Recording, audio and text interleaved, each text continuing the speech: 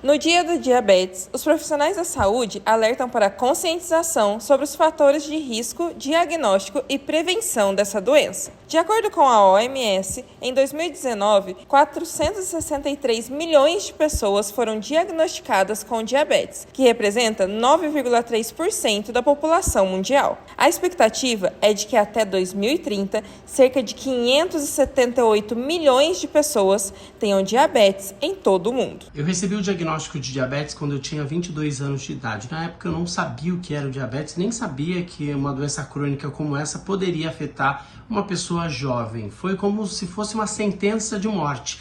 Eu não sabia muita coisa, eu não sabia o que eu ia mudar na minha vida, o que aquilo significaria, porque quando o médico me deu a notícia, parecia que era uma sentença de morte, porque ele falou das complicações do diabetes mal controlado.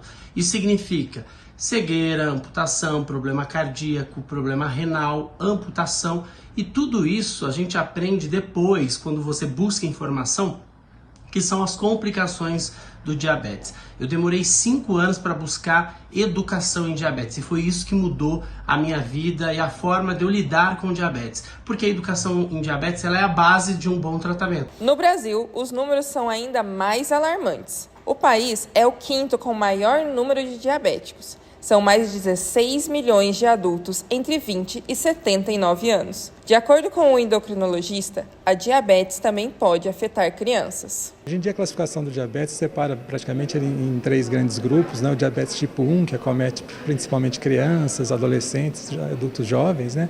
Numa fase inicial da vida, muito sintomático, ali está praticamente zero a produção de insulina da pessoa e a pessoa precisa de insulina para o resto da vida para tratar. Um dos principais problemas para o diagnóstico da doença é a falta de sintomas próprios. Isso porque eles se confundem com os de outros problemas de saúde. Ao descobrir a doença, é comum que o paciente tenha que mudar seus hábitos alimentares para controlar o diabetes. Você aprende que não é só alimentação, que tudo que você faz pode influenciar em relação ao tratamento do diabetes. Então, é alimentação, atividade física, é saúde mental, é o ajuste no tratamento, fazer acompanhamento, exames de rotina. Para tratar ou prevenir o diabetes, é essencial promover hábitos saudáveis. Uma alimentação balanceada é fundamental.